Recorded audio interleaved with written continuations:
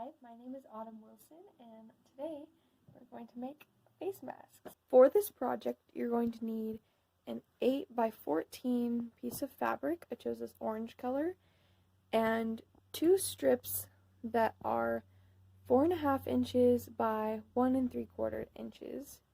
They kind of blend in there. 2 of those, and a piece of elastic or a cut up shirt that's stretchy that is 6.5 inches. And you'll need 2 of those. They will be the elastic for the edges. Next, you will take the outside pieces, the pieces that you want to show, and you're going to put them together like this and fold it in half and sew along this edge.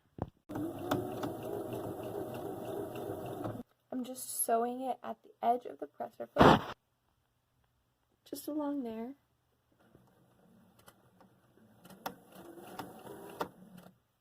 Until you get to the end. Once you've sewed to the bottom, cut the string, and then we will turn this inside out. Now I'm just pressing the seam so that it's easier to fold later. So now we're ready to make the folds. So you're going to go up 1 inch from the bottom and fold it over about 1/2 inch there. And then do the same thing. So another inch, and then fold up 1/2 inch. And then you're going to iron it. That's how mine are staying, is because they're ironed. Another thing I went ahead and ironed is these pieces we're going to use for the edge. They were this big, and now you iron them in half with the wrong sides together, which means the sides you don't want showing. So I'm going to keep folding. I'm going to go up about another inch, and then fold down about 1/2 inch. It takes a few tries to get this part right, but when you get it to how you like it, you can iron it. It doesn't have to be exact because the folds won't be seen when you wear it. They are just there to help the fabric stay in a good place. So I'm liking how that looks, so I'll just go ahead and press it.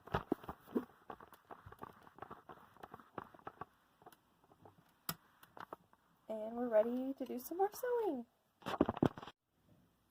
Alright, so now from here, we have it folded, and we're going to take this piece that we ironed and folded over, and you want the open edge to be on the outside, and you're going to line it up with the edge of the biggest piece of fabric. And then you're going to take one of your stretchy elastic pieces and you're going to put it underneath that. It doesn't really matter where. I put it on this last fold right here, and like this fold also. Closer to the edges, but you don't want them to be in between folds, if that makes sense. So you're going to put that there, and then sew along the edge, and I'll be back. Okay, so I've now sewn this, and I'm just going to clip the threads because they get in the way. And then what you're going to do is you're going to fold in the extra side pieces. And then you want to grab all of that fabric and fold it over, making sure those edge pieces stay tucked in. Fold it over, and then you're going to flip this around so that this is folded over the edge. So you see something like this. This is going to be the front. This is going to be how you understand what the front and the back is, so you know how you had it on last. So we're going to sew this and then repeat the same thing on the other side. This is by far not the most impressive thing I've made, but I finished sewing both sides, and I forgot to mention that you're going to try to get as close to the edge as possible on these.